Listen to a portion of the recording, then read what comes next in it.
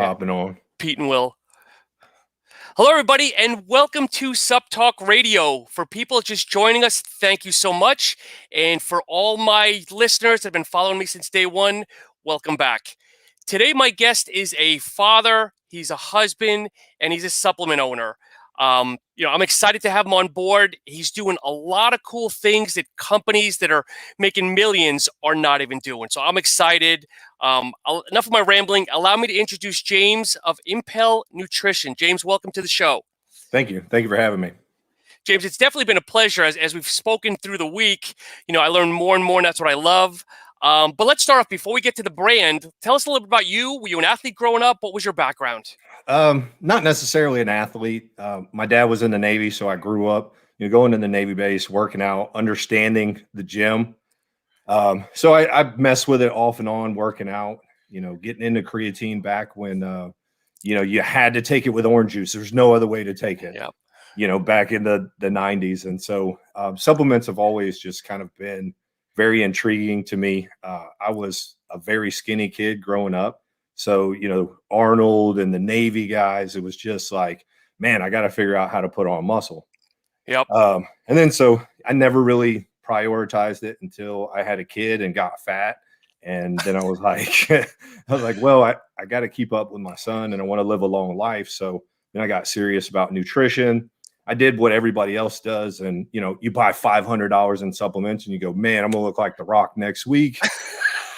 Yep, exactly. And you realize that doesn't happen, and half the crap you bought doesn't have the right dose of anything in it. And so then that started the whole cycle of really learning about supplements to the level that I think pushed me to where I'm at today. And you fast forward and you decide one day, I'm going to go ahead and open up a supplement line. And here we are. Give us, for those that don't know your story, obviously, I think your story is very well written on your website. Not a lot of people actually either look about us or people just don't have a good story. It's all the same of, I created to make the best supplements. Boom, that's it. Because, we want to be this and that. But I think you have a little bit of a cooler, more understandable story. Okay. I appreciate that. And I think that's the easiest thing for me to convey to people is, everybody says, hey, I want to make the best supplements. I mean, even the guys that aren't trying to make the best supplements will tell you they want to make the best supplement.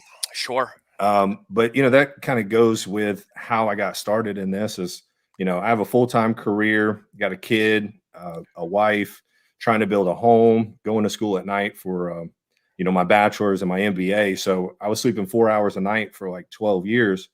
So in the middle of all my studying and all this stuff, I was trying to perform at the top level every hour of the day, no sacrifices. I wasn't willing to sacrifice time with my son for my school, so I'd stay up late.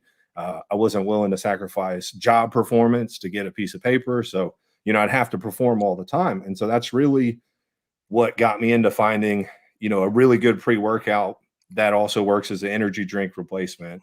And then, I had this concoction that I was using every day to, write my essays and go to work and perform. So then I was like, if this works for me, this really will work for anybody.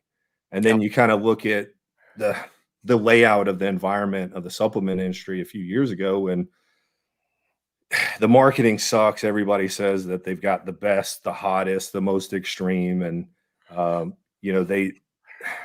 they don't have the right dosing on anything. They've got proprietary blends and it's just bullshit. And I was like, I can do this. I can bring a solid product and I can do it with integrity and honesty. And, I asked my wife, I said, hey, what do you think about starting, a company? And she said, do it. If you think it'll work, do it. Yep. See, your wife sounds like mine. Just do the research and, I'm here to back you, but it's all you. Yeah. I mean, she's a hell of a support system for me. Early on, I mean, we've been together for 20 something years through thick and thin. She was there when we didn't have anything to our name. And, slowly we've been able to put things together. And she's like, I know you. And if you think it'll work, you'll make it work. I know you'll hustle and make it work. So, she's all in. So were you just buying raws and making your own kind of mixture or concoction? For me, yeah, Yeah. yeah. I was, maybe I'd find one product that had two or three things together, and I'd buy that, and then I'd buy a raw of something else, and you put it together, it tastes like shit. You look like a mad chemist. Um, but really, when it came down to doing it, I don't do anything half-assed. So before I even started talking pricing with manufacturers, I go and audit them and look at their facility and look at their books. Yep. So we have a good friend of ours from Poland. I don't know if you know Lucas, but Lucas is from another podcast called The Last Scoop. Good friend of mine calling in from Poland. Lucas, welcome. Thank you, my friend. So James, you start thinking things logistically about opening a brand. Okay, what was the first thing you did? Did you do the formula? Did you source vendors? I mean, what was the first step in your process? So kind of being in, the supplement thing. I mean, I don't know anybody, I don't have any great connections, but just being aware and paying attention over the years of, you find out where this manufacturer is or who uses this guy. So I kind of already knew who I wanted to hit up first as far as to make the products. Yep. So I was stuck in traffic one day, actually. I haven't told this to anybody, but um, we live in Panama City Beach. It's the spring break capital of the world. So I'm stuck in traffic, and I'm an efficient guy. So like, I hate to be bored. I hate to sit still. So I pop open the notebook and I just start scribbling out the formula.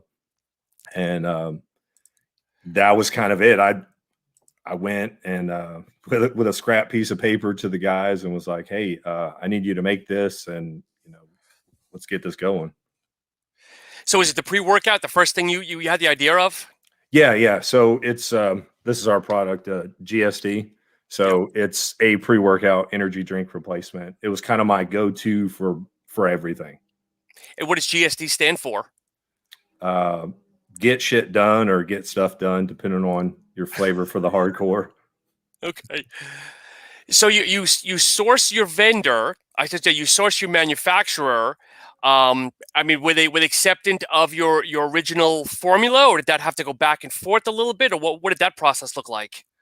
Yeah, I mean, these guys, they'll put together whatever you want. So it comes down to if they have the ingredients and if it's physically possible to put it into the type of product that you want. So that was pretty straightforward. And really the second time that we showed up there, they had a sample for us, and it's actually the final flavor because they just knocked it out of the park the first time. Okay. I thought it was Kool-Aid. I was like, there's no way this has got everything in it. And he was like, yeah, that's the product. So it kind of jumped off pretty quick from there. Something you just brought up, and I don't think you realized you said it. We showed up there. And it's Yeah. interesting that a lot of, and I hate to say this, but a lot of supplement companies, I'm going to say probably 80+% probably do not go and show up at their manufacturer. Everything is emails, phone calls, and everything else. So I guess first off, I give you credit for doing that. Yeah, again, that's a rarity.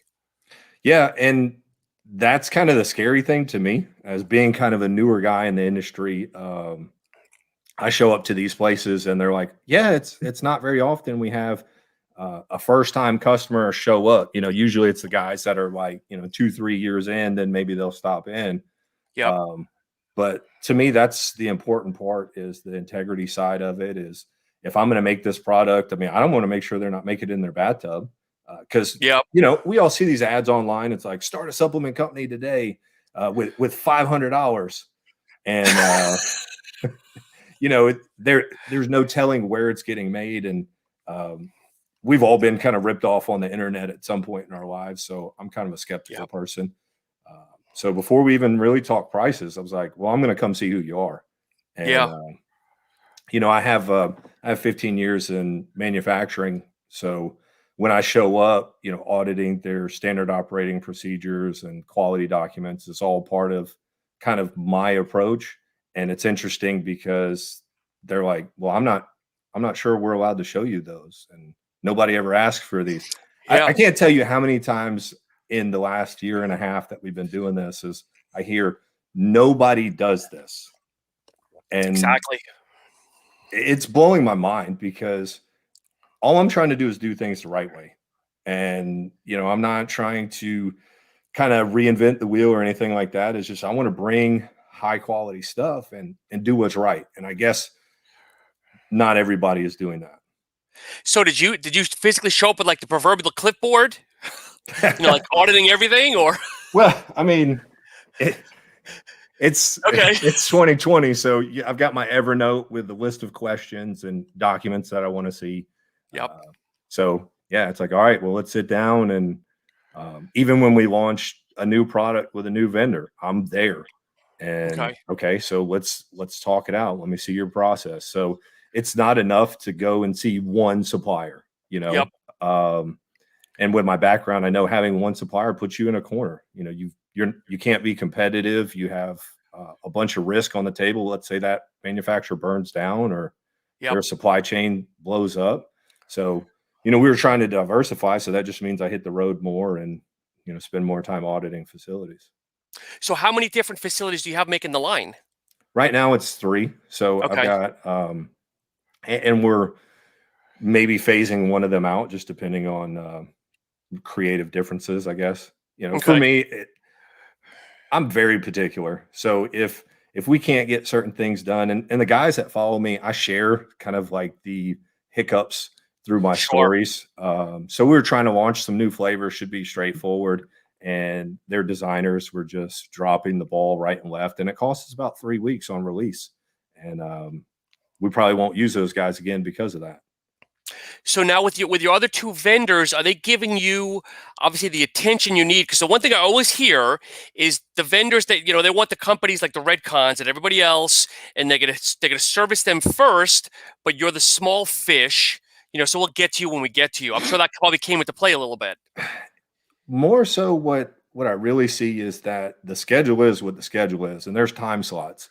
And so, yeah, maybe the bigger guys they get more time slots. I mean, they're placing orders Yeah. every week, and so you hop in and you're like, hey, I need to place an order, and they go, okay, it'll be 7 weeks. And you're like, oh, okay. Jeez. So it's a lot of that, and by the time you think you're ready to start, excuse me, you've got to go in and you can't fully design your label because you don't have the exact fact panel. So a lot of things are, precursors for other steps. So Yep. you're like, okay, let's launch it. Oh, we need to do this. That takes 2 weeks. And, oh, we need to do this. That takes 2 more weeks. And then you finally get it all done. And then it's 8 more weeks. Was that did you have an idea of that, or was that kind of new to you walking in saying, shit, the lead time could be 4, 6, 8 weeks? It 4 weeks would be, a very aggressive lead time, and that's what one of the guys can do. But with COVID and supply chain issues, and then some of these manufacturers, they've just gotten that much busier because I don't know, there's more brands or their brands they were servicing are that much bigger. Yep. Um, so their lead times kicked out. But the thing that I didn't realize was you can't develop everything on your label before you know what bottle goes into it, how Yep. much the flavor system is going to be. So there's a lot of things that you realize, okay, I can't launch in 4 weeks. I need to have 6 or 7 things kind of in the pipeline just as backup. Yep. That way, testing a flavor can take 6 weeks. If it sucks the first couple rounds, you just go back and forth of trying to get the flavor system right. Are companies pretty apt to that when it comes to things like, I should say manufacturers, when it comes to things like flavors? Or is it like, listen, we've already done 3 renditions, take it or leave it? Or are they pretty open maybe with you with saying, look, you got to do 7, 8, 9 times to get this right? Most of them, they have it down to a science. So I think the most we've had to do on anything was maybe 6. Okay. So usually by version 3 or 4, we're hitting the nail on the head and ready to go. And usually they're pretty cool with it. There's only one guy that really I have to put any deposits with or anything like that. But Okay. once you start building the relationship, those things start to ease. You're the new guy. You spent maybe a couple $1,000s with them. You're still kind of held off, but once they Yeah. see you placing these bigger orders and you guys are growing, it's like any business. You start to build that relationship. You get certain perks here and there. What does it look like when you're testing your flavors? Do you have a bunch of buddies at the gym and you're giving out samples, or is it? I mean, what's that R&D team look like? So, if it passes my taste and, maybe my wife's, depending on the product, Okay. I've got some local guys, but uh, what I like to do occasionally is there's a group of guys that I know that if I send them kind of a sketchy sample pack with their order or just out of the blue, they'll give me some great feedback. So, um, Okay. got some beta testers kind of all over the place. And are they obviously honest and truthful, like, giving the tough love, which Oh obviously yeah. you need. Yeah, I mean, I don't like anybody to pull any punches, and they know I'm a pretty honest guy. So it's like, hey, if it sucks, tell me it sucks. So I don't want to have to sit on 1,000 of these units and get my balls busted every time somebody reviews the flavor. Yeah. So now that we're talking flavor, James, obviously, you've been in this in a while. You've been in the industry pretty much for a while. When you look at supplementation usage, Right. are people putting too much stock sometimes into flavors? When you look at things like pre-workouts, let's face it, you might drink it, might take a minute to sip to take it down. Are people putting too much stock into it? Or is it really No, 50-50? Does it really need to be 50-50? the flavor science is so good nowadays. There's no reason why it should just flat out suck. I Okay. mean, if it just is terrible, I feel like somebody just completely rushed the process. Okay. Because if you take a little bit of time, there should be very, very little reason why it sucks. I mean, there's a couple chemicals that you really can't mask, but just the science is so good now. There's no reason to not have at least a decent flavor. It may not knock it out of the park and be everybody's favorite, but it should be decent. Because I think sometimes it's a crutch. Because I know one of the big ones is lion's mane. I'm sure there's lots of other ones, but I know lion's mane is very, very hard to mask. And I don't know if it's a crutch where I hear, well, it's lion's mane. I can't flavor it without putting like too much sugar into it. Or like you said, is it really just maybe being lazy? So lion's mane, Pico 2, Vaso 6 is terrible, Is it actually. okay? Glycerol can have its ups and downs, but it just takes a little bit of time. I mean, we used Vaso 6 and a huge dose of glycerol in our last product, and some other things that they're not great either, but it turned out really well. And we actually had a version of that pump formula that had Pico 2 in it. And, you know, it wasn't manufacturing ready, but it was decent, for the first try. Yep. So, James, we have a question here for you. Do you rely on manufacturers when preparing new flavors, or do you try them on your own and look for help? And I think we kind of discussed that a little bit, but Yeah, so I've been pushing into this a couple different ways. Most of the manufacturers have a really good flavor R&D system, um, but just kind of full transparency is you get locked into a manufacturer if they hold the flavor. You know, yep. they don't want to share that. So I've talked to a few flavor houses, and it's cost prohibitive at this point, but you can go to them and bulk buy your flavoring and then have that sent to whatever manufacturer you want. They Okay. really they kind of push back on that. So, at our scale, it's not really the best way to do it. But usually I go with an idea of the flavor, and, we just kind of keep pushing it back and forth.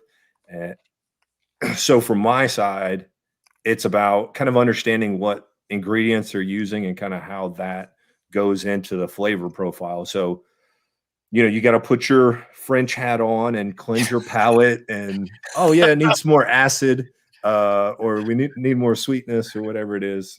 So you give that kind of feedback, and usually it can come back really well. Gotcha.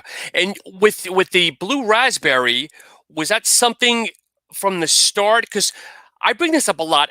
I would think one of the hardest things for a supplement company is, do you do, and I mean this respectively, do you do safe where it's like the blue ras, the fruit punch, and the watermelon, or do you risk and do something a little bit crazy like a pineapple mango? And it's always that fine line of, I would think that'd be so hard sometimes, is flavor just as much as everything else. Yeah, and I'm not a huge flavor guy, so out of the whole process, flavoring is probably the hardest part for me to just pick a flavor. Yeah. But I try to do it maybe in a more strategic manner. So when I was talking to the manufacturer on the, yeah, Pete does like the sketchy bags of powder. But so what I try to do is kind of go, all right, well, what's popular? And And by the way, I want to say that fruit punch sucks, and I'll never do a fruit punch. Uh, Why is I'm that?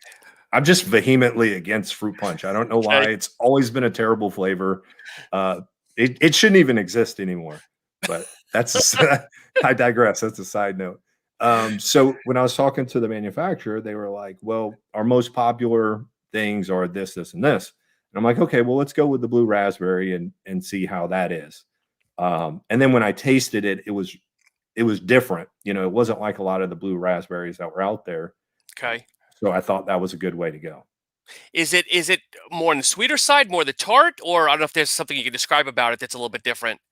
It it's kind of in between. So depending on how much water you put in it, you can really make it taste a little bit sweeter or a little bit more sour. So I think it blends well for sipping on it, but also if you Okay. want to pound it too. So I mean that's what I've got in here right now. That's kind of my all day drink. James, I'm going to safely say either your wife or your sister's chiming in here. He eats basic chicken and broccoli. Usually they lack flavor, so the flavoring is totally for the customers. This is very true. I've get accused a lot of just being very robotic with my food. So I will not flavor the chicken if I'm cooking it. Now, my wife, she cooks amazing. But if I'm cooking it, I'm taking the chicken, it's going in a pan, it's going in the oven, and then I walk away for 55 minutes. And Any that's it. salt, pepper, any seasoning, dry seasoning, anything? I mean, if I'm feeling good about it, I'll put, whatever the one shake seasoning is that we have, and that's it. So Is this your flavor lovely is wife? for, yeah, that Is this is your my lovely wife. wife? Okay, right. Yeah, so it sounds like you're kind of, I know, kind of all over a little bit. Sounds like you're eating a little bit like the clean, maybe bodybuilder diet a little bit. Yeah, I mean, I started doing that when I was trying to get into shape and also kind of being very cost conscious back then. We didn't have a lot of money. So chicken is cheap, rice is cheap, oatmeal is Yep. cheap. And so then it becomes an efficiency thing where I don't like it's kind of like you see, you know, Steve Jobs, he wore the same clothes all the time, and Jeff Bezos, he eats the same meals all the time. It's like I want to take that option off the plate and give my brain some space. So I Yep. just eat the same thing every day. Okay. Yeah. No, I hear you. I get become that creature of habit myself sometimes, but on the weekends I go a little crazy. I don't know how you are on the weekends if you kind of throw caution to the wind or you kind of still cleaning by the book. It, it depends on the weekend. So, like we do a lot of traveling for the brand, and so if we go to a bodybuilding show and I've got a guy or two with me that want to let loose, we'll go grab some burgers and some pizza. I mean, I can hang with the best of them there. Okay. So you come out with this. So I have on another screen here your portfolio. You come out with the pre-workout, and is that the first thing that you launch, or do you kind of do a couple of them? Because I have a couple of different products here, or is it all stages when you start It moving forward? it was all just so we did the pre-workout first. You know, I guess it's important to say that I didn't have any social media before we launched the brand. I'd been off the internet for 5 years, so I had zero network. There was absolutely nobody that I knew.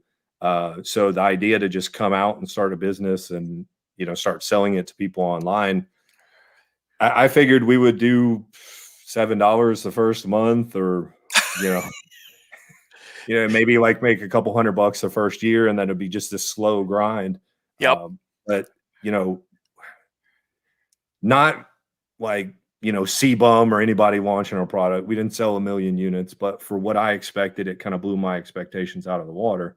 So I was like, okay, let's hit the ground and let's get. Then we launched the aminos because I'm thinking, okay, what are the monthly staples? Pre-workout Yep. aminos. That's going to be like your monthly go-tos. So did you, it sounds like a business person by degree as well. Did you have a business plan, or like you said, it was like, honey, we made an extra $5 this month. We're rolling.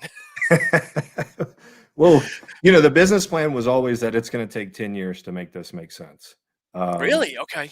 so I went in knowing that we're not going to make a profit, and I'm not going to take a dollar from the business for about 10 years. And, we're trying to build a longevity brand. Yep.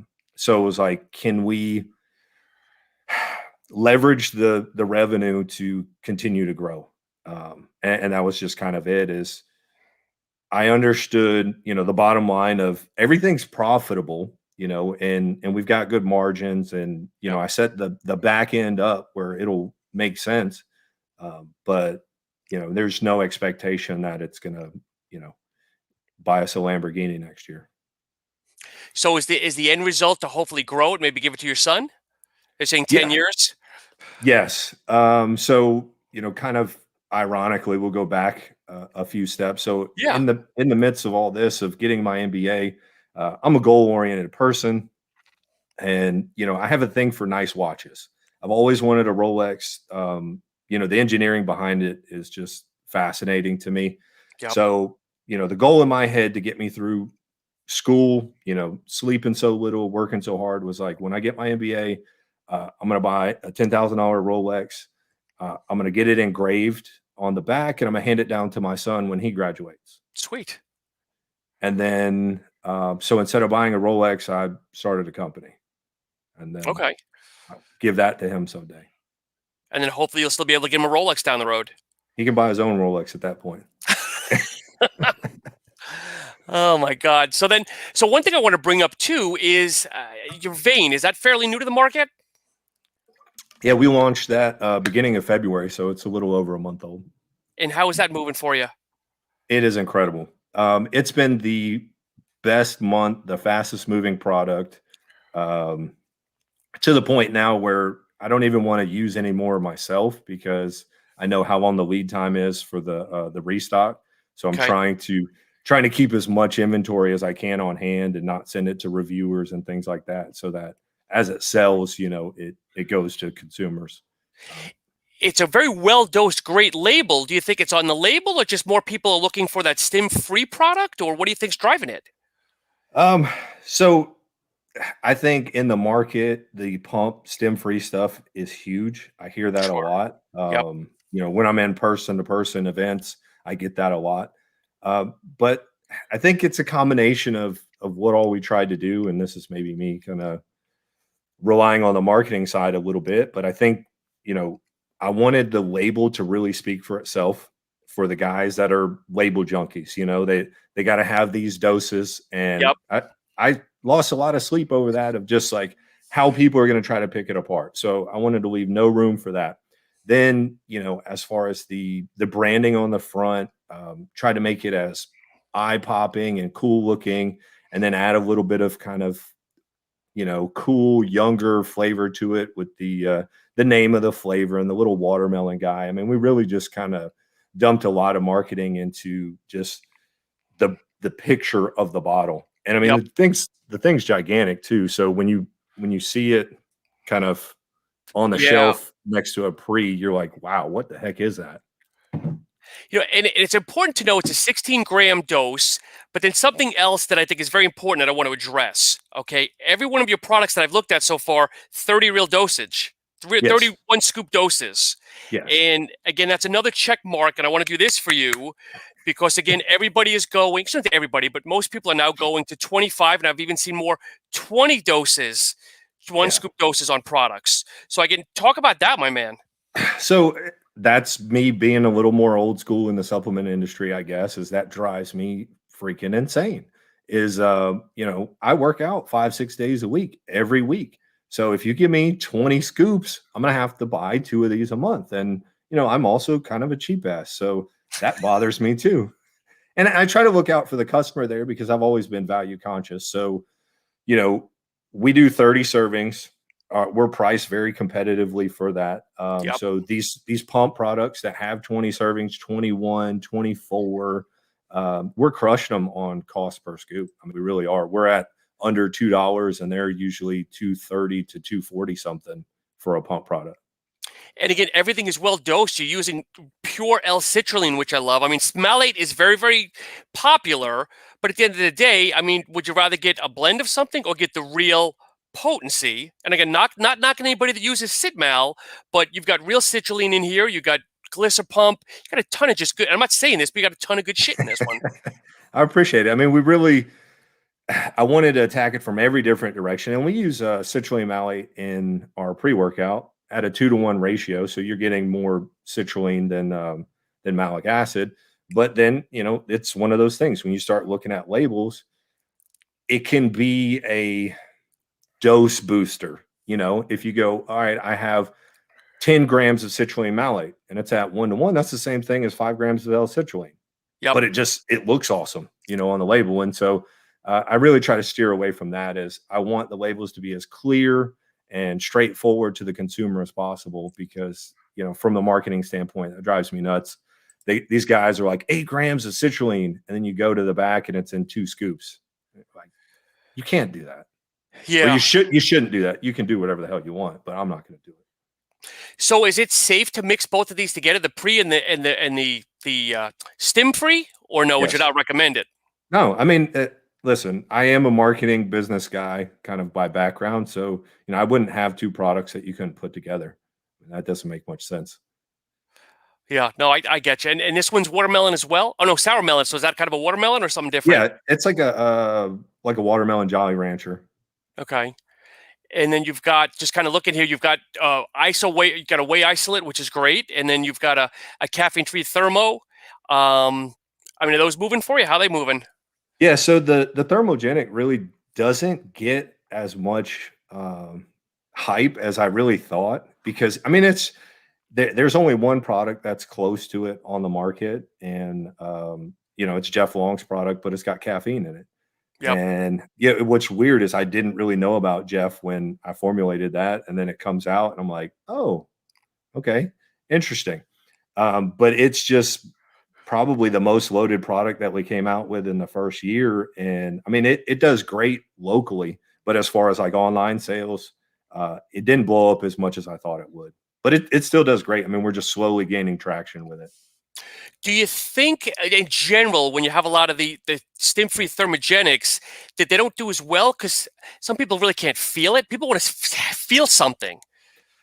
Yeah, and most people, if it doesn't have like a synephrine or a caffeine, Yep. those are the only things they're really familiar with. So you start putting in really complicated, fat metabolism and metabolic boosters.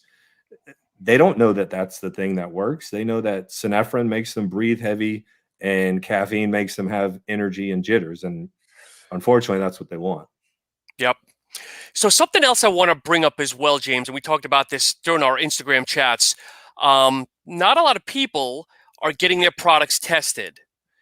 And yeah, I'm proud to say it seems like that you're doing that, one of the few people that are doing that.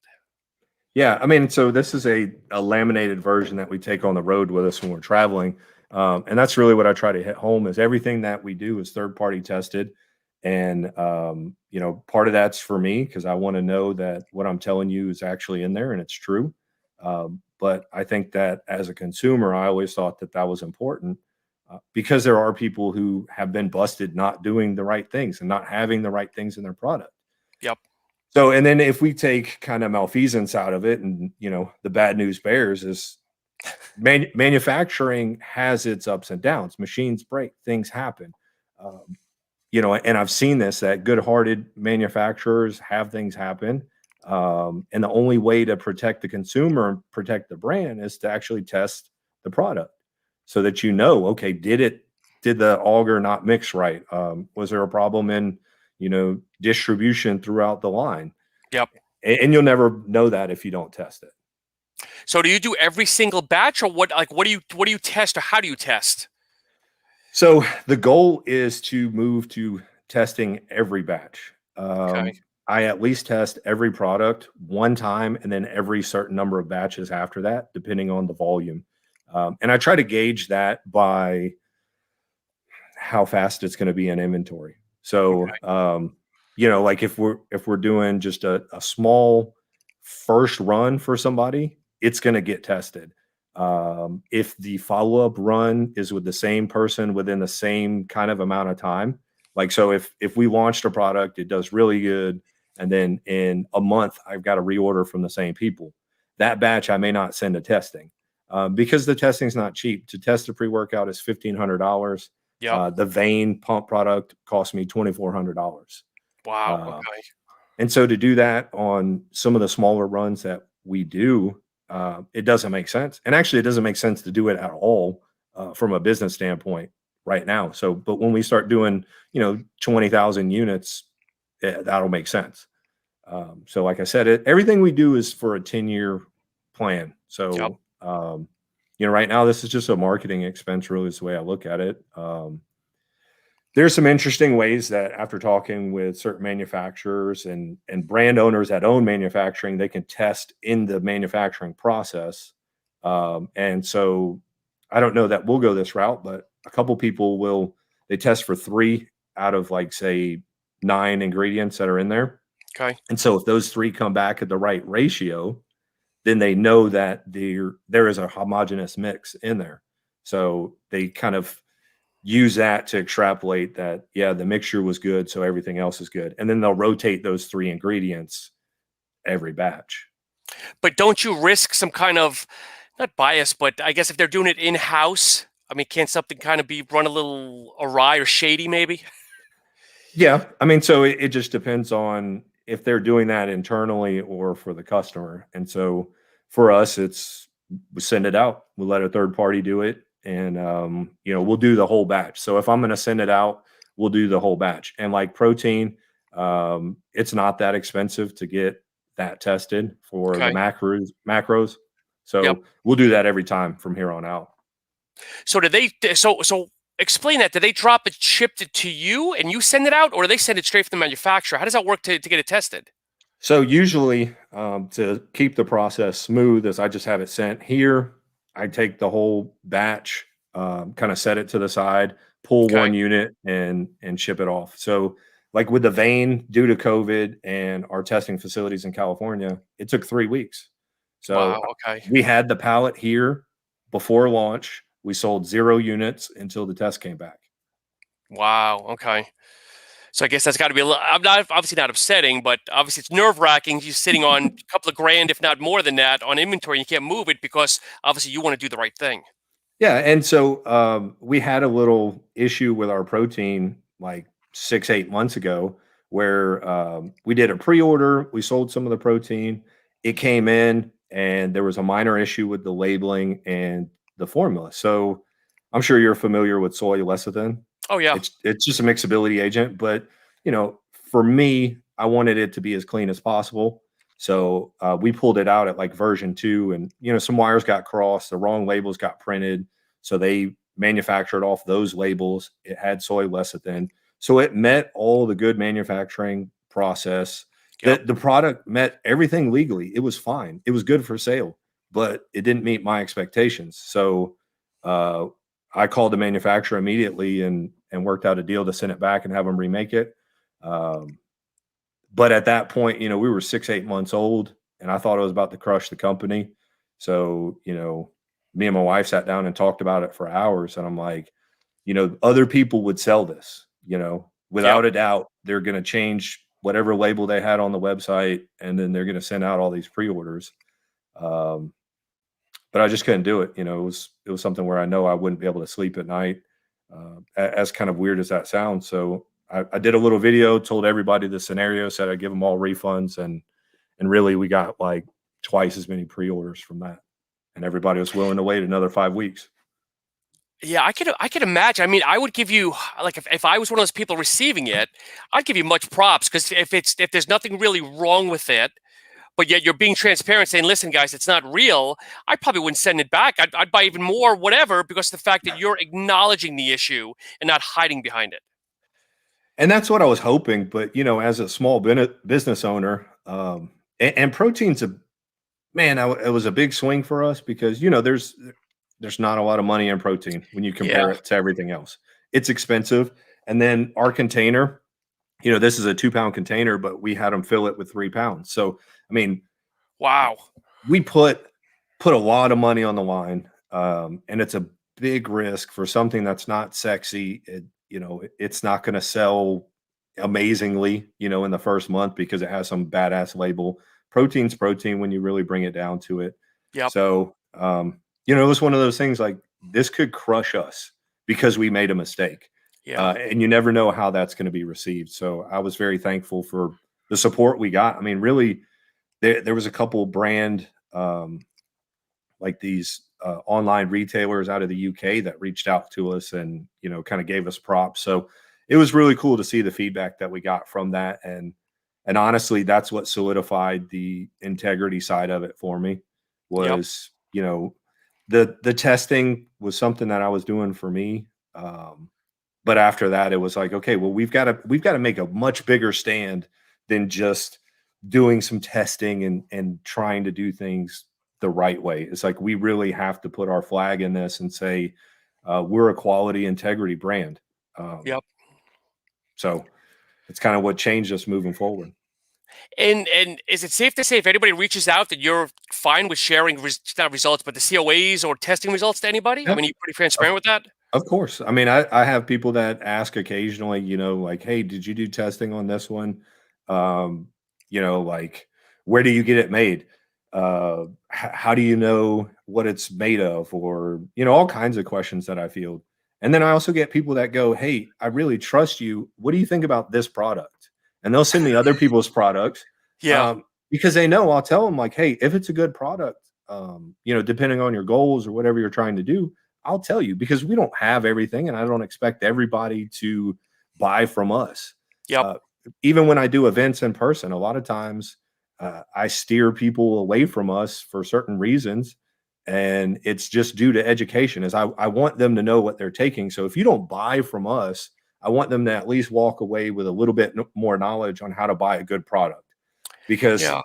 I, and I'm kind of going on a soapbox here for a No, it's second, go but for it, man. Go for it. I really think like if I educate the customer or every person that I'm interacting with and they become a more educated customer, eventually they'll come back to us because they'll see the value that we bring to the market and then Yep. we'll succeed. And the more people that are doing the right things, the more of those guys that are succeeding, the better that we'll do in that marketplace.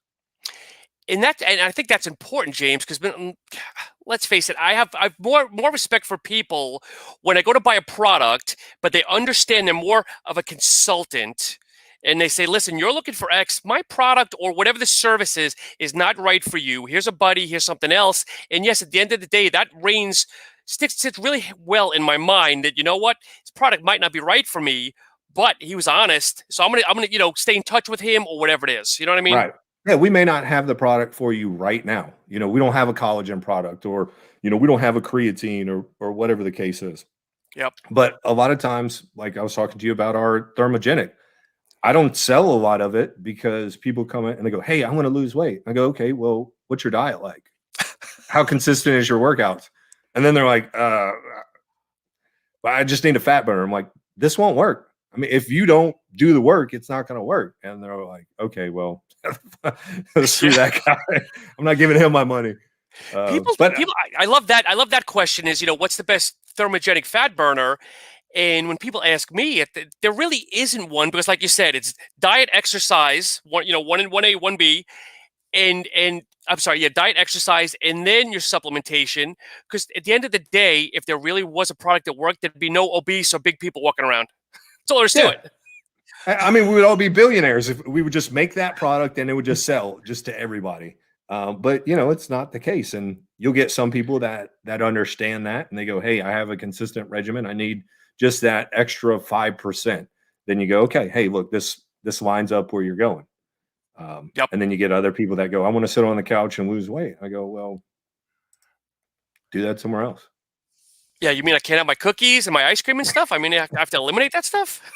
Yeah, that's a no go for me. I'm like, all right, well, somebody else will sell you something. We'll see you down the road. So what's next for you guys? Are we looking at just revamping new flavors, or like what's the next product launch? What's the next year? Hopefully, if COVID gets a lot better. So right now, we've got a new flavor of the pre-workout, a new flavor of the aminos. We're already working on the new flavor of the pump. Then we're going to release more flavors of the protein. So that's all just kind of everything that's in the mix. But we're working on a sleep aid. I want to do some kind of multivitamin lifestyle support. Yep.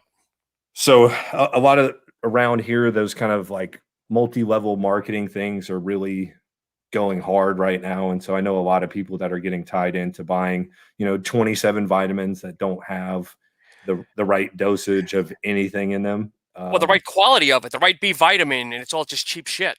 Yeah. And so I keep playing with that in the background because I want to launch something that is kind of like, okay, listen, if that's what you want, then this is why, and this is what it is.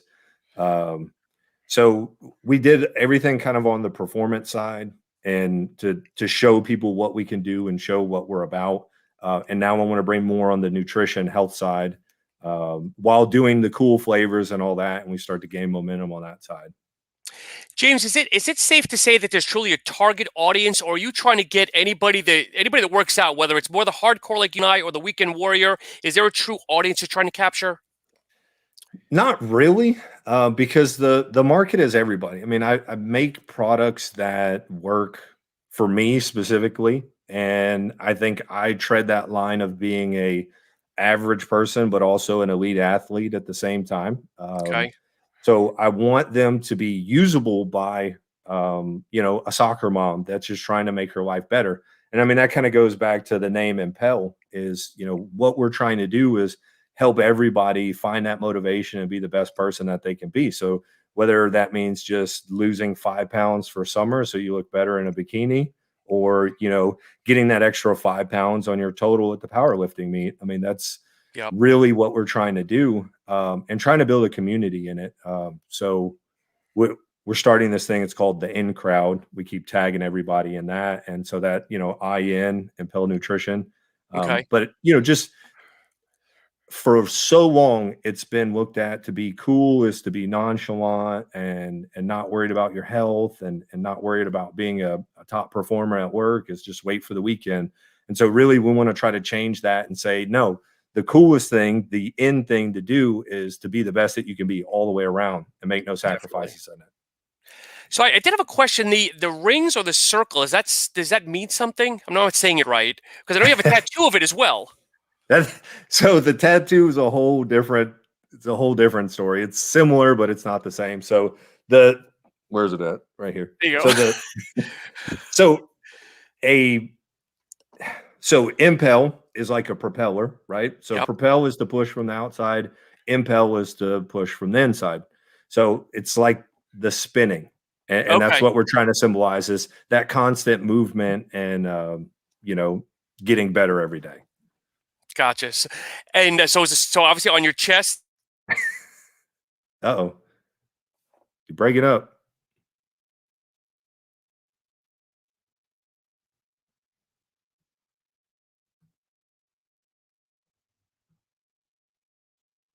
Oh shit.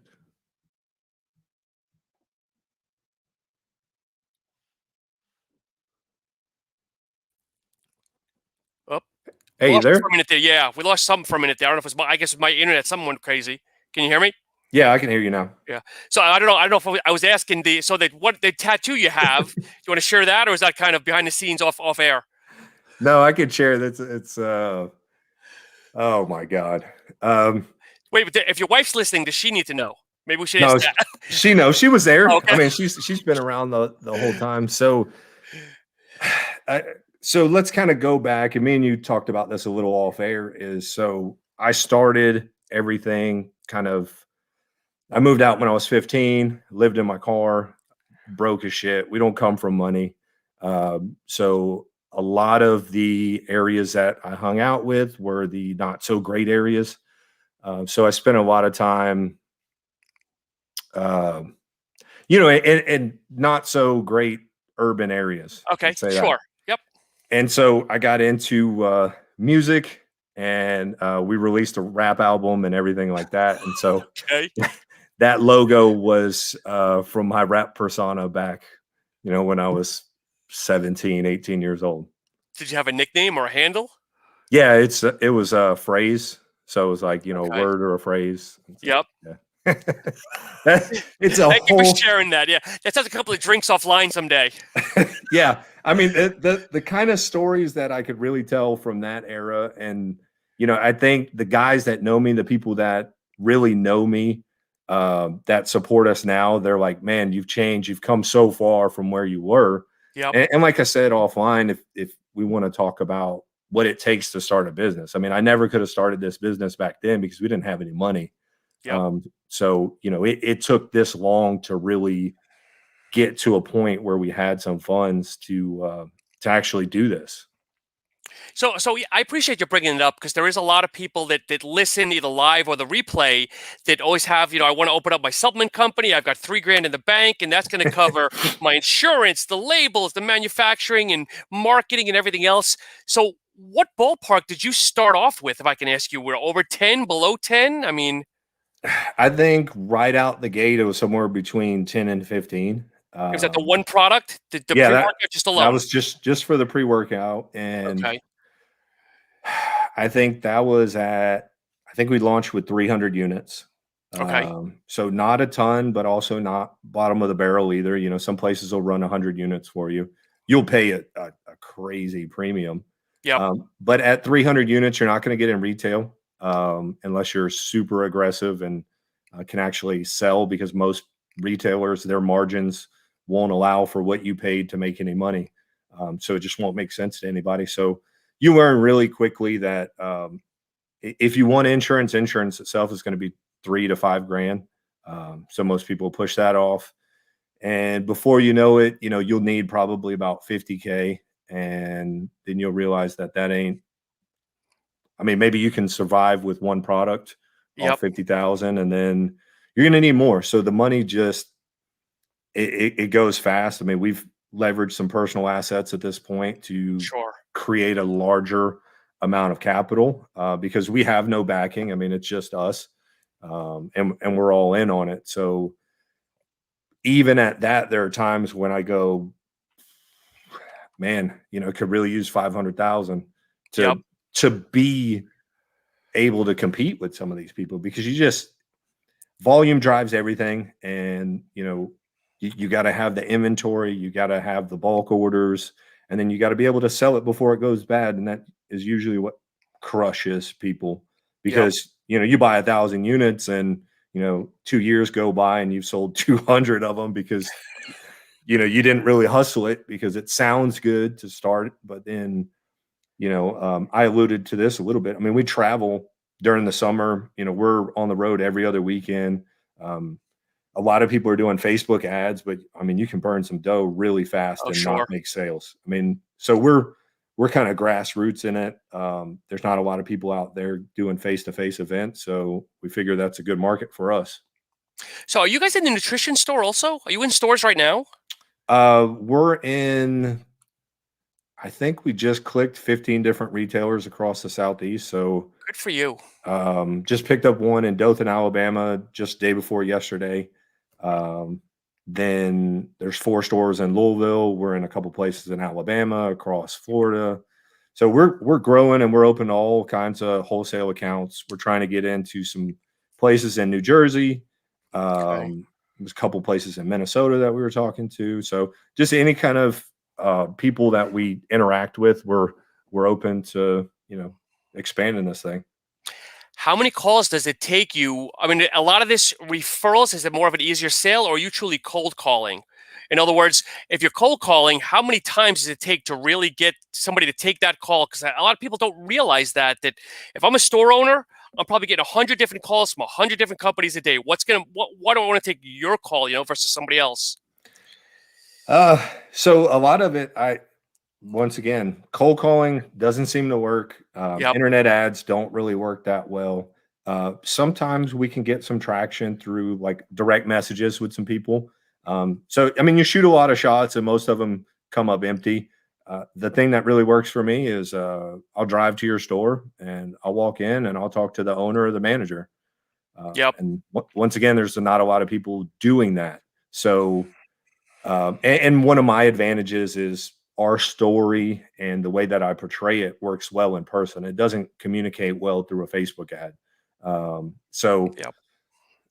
then from there, it's word of mouth. It's the people that use our products and understand us. They're the best salespeople to go into their local retailer and say, "Hey, have you guys heard of this brand?" And that's how we got in the stores in Louisville. Is they had some consumers go in and they were like, "Hey, you guys ever heard of Impel Nutrition?" Yep. And they're like, "No." And they followed us on Instagram, went through, saw our testing, saw our protein video, and then they shot me a message and they're like, "Hey, can we set up a call?" And so from That's there, it awesome. just kind of worked out. So a lot of our customers do a lot for us. And then it's just me. Anytime we roll into a new town, I'm finding a gym or a place to drop off some samples and shake some hands and talk to some people. Did you personally get hit hard with COVID, or were you guys okay to manage last year with COVID? So we booked 10 straight weeks early in the year. We sat down and we threw down on a bunch of bodybuilding shows and events, and they were all from March to June. Oh, geez. And so we got a lot of that money back. So I really can't complain. It was just more of it pushed everything probably 6 months out from where we thought we were going to be and what we thought we were going to do. Yep. We're in Florida, so locally it came back pretty quick as far as gyms opening. Yeah. But, you know, I mean, we survived and thrived in COVID. So if we can do that, I think we'll have great success this year. James, one of the last questions as we wind up here, I've really enjoyed our conversation. Taking out the delta of COVID, is the company where you want it to be currently? You're behind? You think you're ahead? Where do you, when you look at the outlook right now, it's like today? We are way, way beyond anything that I expected at this point. I mean, Awesome. We're a year and a half old, and I mean, year to year growth. I mean, we're talking 400 to 600%. And right now in 2021, we're 50% of what we did last year. Really? Yeah. I mean, the launch of the Vein product last month was probably 3 months of sales out of last year. I mean, so it just, I couldn't be more thankful for the people that support us, buy our products, you know, share the things that we do. We have some of the coolest people. And I know every brand says that, but I mean, honestly, I'm humbled that people would buy anything from us because I'm a fucking nobody. And, you know, I just, man, from kind of the shit that I've seen, I really just, I'm so happy that it's doing as well as it is. And that just pushes me to do even more. I mean, we're all in. This year we're going to Europa. We've got a corner booth there. So, I mean, big things coming. Nice. So when is the Europa? When is the Europa this year? What are they targeting that? It's July 4th weekend in Orlando. That's the one we're doing. And we're backed up to the Muscle Tech booth. We're right across from Fit Aid. We're one section over from Dymatize. I mean, so we fucking stepped in it, and we're going to step up. So it's really, really cool. Do you know what you're in for? I'm assuming you've been to big events before. It's fucking batshit. Yeah, I think I know what we're in for, but I know it's going to be mass chaos. But dude, I'm ready. I mean, because for us, it's just getting in front of people, and if they will just come talk to us, I know that we can make a change for them. So that's it. Just be prepared, though. I don't know if you're doing samples, but people just come up with their hands out like this, like they're receiving communion, and they just move on. Yeah, so of course. So curse. Yeah, we do a ton of samples at events. We put them in athlete bags, and so I just ordered another 6,000 sample packs. So, jeez, yeah, you know, that's all free money. James, as we wind up, is there anything else maybe we haven't tackled? I mean, I love you've been an open book. You know, I started this platform for the smaller up and coming companies like you with great products, you know, an additional voice. And, you know, hopefully this is going to resonate, you know, with a lot of people. Because, again, you're doing stuff that, as I mentioned, a lot of people are not doing with the, you know, the dosages and obviously testing. And, you know, what else maybe have I missed? Or is there anything we've missed that people want to go to you for your product? I mean, I think really that's the backbone of it, is the kind of auditing that we do on our manufacturers, the kind of integrity that we hold ourselves to. And I'm sure there's other brands doing it, but, you know, I'm going to put it out there and make it transparent for everybody. So if you guys are at least interested, follow my personal account on Instagram, follow our brand account on Instagram, because we do a lot of stories when we go on the road or when we're going to audit manufacturers. And I take a lot of questions, and like I said, I'm an open book. And yeah, I mean, I think we kind of hit it. It's just, we're trying to do the right thing, and we want to help everybody be better. Yep. And I keep saying last thing, but are you a little bit of a daredevil as well? I see you on your is it a motorcycle I see on all the time? Yeah. So Instagrams. back before really working out was a priority is, sport bike freestyle. So doing motorcycle stunts, riding wheelies, doing stoppies, burnouts. We did a lot of shows across the Southeast too. A lot of unorthodox shows, just, taking over the streets with thousands of motorcycles doing wheelies. So yeah, I mean, I would say that I'm a little bit of an adrenaline junkie too. So you are a rapper, adrenaline junkie, you're a businessman, you're a supplement owner. Any other dark secrets we should know about in closing? Maybe not dark, but That's for another time. oh my I'm a God. jackass of all trades. So Lucas, thank you. As always, I appreciate you chiming in, Lucas. It's always Thank good you. to. But James, tell everybody where they can find you: Instagrams, social media, website, all that good stuff. Yeah. So the website's simple: impelnutrition.com. At Impel Nutrition on Instagram, and as corny as it is, Impel_CEO is my personal one. It's a hell of a marketing tool, but it's douchey as hell. I get it. And then, you can send us an email, info@Impel Nutrition. It goes straight to me. And so, yeah, I appreciate everything, Sean. This has been great. Yeah. It's very new for me to do the whole video thing. So hopefully it comes out good on your end. And of course, we'll end on your wife with her closing. Amazing husband and dad. Oh, she's trying to get some brownie points, I think. James, thank you so much. And again, we'll have you back again because I'm sure there's going to be a lot of back-end questions that maybe we didn't address. But I'll be looking forward to the trajectory, my friend. Yeah, thank you so much. And anytime you want to do this again, just let me know. We'll hop on there and maybe we can get Will on here too. Definitely. Stick around for a minute. We'll talk off air. All right, man. Thank you. Thank you. Thank you, everybody, for watching, and stay tuned for upcoming episodes.